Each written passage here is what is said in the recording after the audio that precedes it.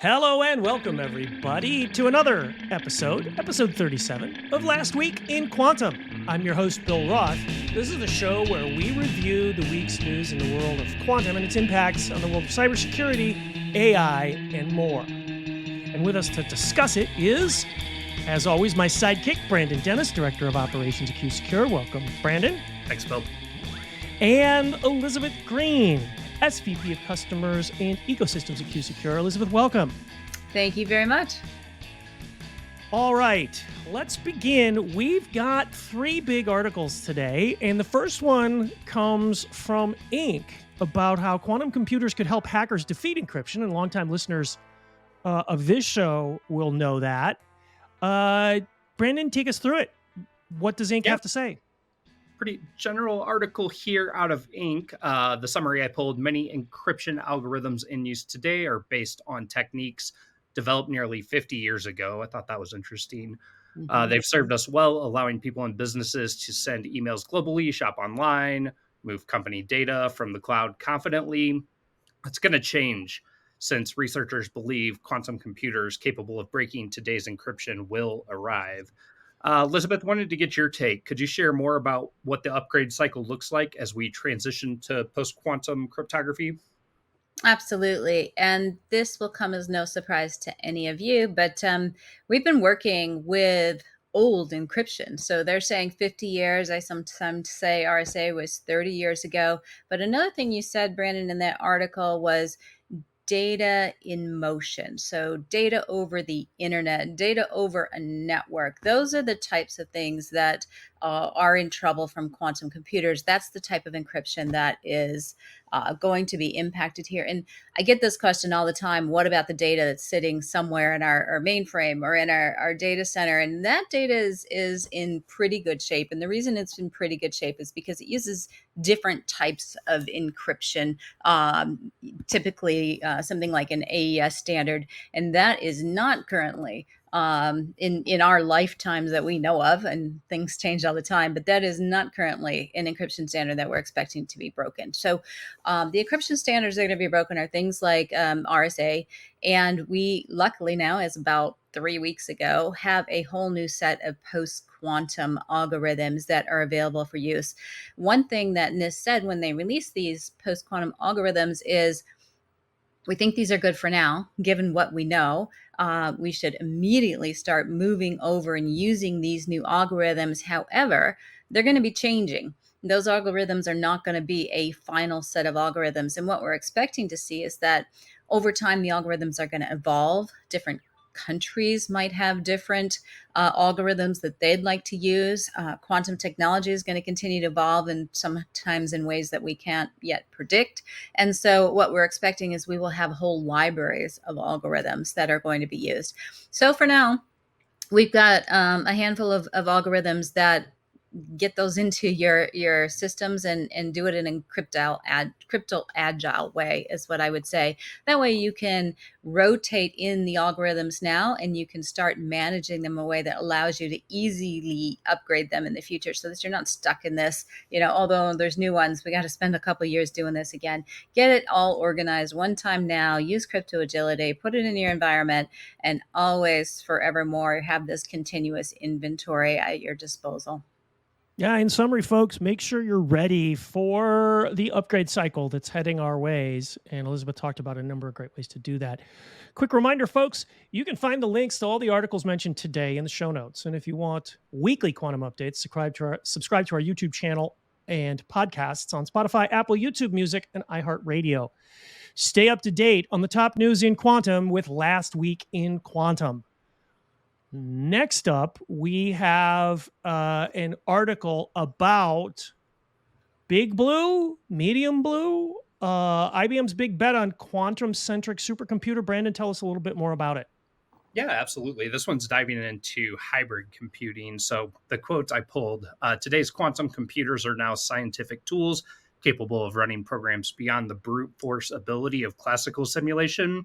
We must continue to improve both our quantum and classical infrastructure so that combined, it's capable of speeding up solutions for problems relevant to humanity.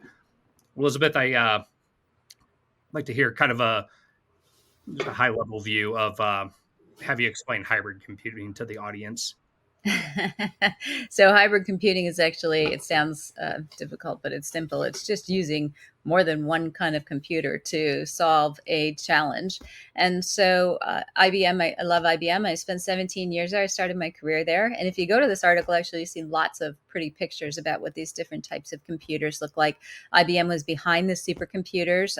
If you watch I can't remember the name of the movie, maybe you can find it for us, Bill, but Sending Man to the Moon was all about IBM machines, and they continue to evolve. And in fact, IBM has now decided that quantum computers are at the space and evolution where they should create a whole new business division around quantum computing. So they're making quantum computing. They're also looking for ways to keep that safe. The idea of hybrid computing means that even though quantum computers are going to do tasks that are amazing that we can't even fathom yet, they're not going to be replacing your household laptop. They're not even going to be replacing all of the supercomputers. There's going to be workloads that are really meant for quantum computers. And those workloads are going to be things that can't be done easily with a supercomputer. For example, we just talked about breaking these complex algorithms, which are based just on factoring large strings of numbers. And supercomputers surprisingly can't do that. And that's why our encryption has been safe. Quantum computers, they'll be able to do that easily. There's some challenges with quantum computers, though. For one thing, they need to be really, really cold to operate. They are even talking about ways to run some of these components in space where it's cold, but it's just not practical to use that type of computing power for every instance. And so the idea here is use the right tool for the right job, and quantum will be the right tool in some of these instances where you need a lot of processing power. But also, the cool thing about quantum computers is they don't work in a state of ones and zeros. They work in a state of ones and zeros and everything in between. So if you need to imagine the unimaginable, a combination of things that can't be seen in a state of ones and zeros, then you've got a case for supercomputing, or for quantum computing more than supercomputing. And that's the hybrid story. Awesome. Next up, we have an article from FedScoop breaking down the new NIST post-quantum cryptography standards with OMB's Nick Polk. I think this is a great article, and I'm sure our ace producer, Trina Mabunai, will actually toss in some of QSecure's NIST content. But Brandon, why don't you take us through what the FedScoop interview and the FedScoop radio interview was all about? Yeah, I had the podcast on this morning in the background while I was doing some internal work. So Nick Polk, who's the senior advisor on cybersecurity in the office of the federal CIO, he came on the Daily Scoop podcast to break down the significance of the new post-quantum cryptography threats, how the White House is coordinating government and industry to take steps, and what else agencies should be thinking about regarding their cybersecurity in the future. Elizabeth, would love to get your take. Why do you think the federal government is putting so much effort into moving to post-quantum cryptography? Well, it's as simple as this. There are a lot of secrets in our government that can't get out. I mean, there are things like the positions of our troops. There are things like the names and locations and family members of our soldiers. There is all kinds of sensitive personal identifying information that the government has about its citizens. All of that stuff has to remain safe. And it's not safe with the advent of quantum computing. And we have a very short window to rectify that. And by very short window, it's up in the air when that will be.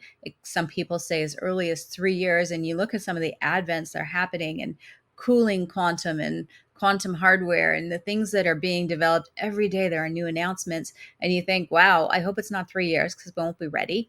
There's a school of folks that say 5 years. There's a school of folks that say, okay, you've got the whole decade. And my concern, and the government's concern too, is if people say, okay, we have a whole decade to worry about this, and they don't even start doing anything until the end of the decade, we're all really in a lot of trouble. And one of the reasons that we're in a lot of trouble is because We've been through an upgrade cycle of encryption before.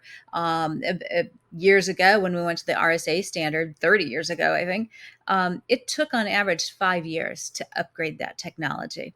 So my opinion and the opinion of the government is get started now, because if Q Day, the day that quantum computers can factor these large numbers and break open our encryption, comes in 3 years, we're in trouble. If it comes in 5 years, we're already late. If it comes in 10 years, there's limited resources around the world to be able to remediate the in-motion encryption of the entire world, not just your business, your organization, the governments around the world, the ecosystems that impact.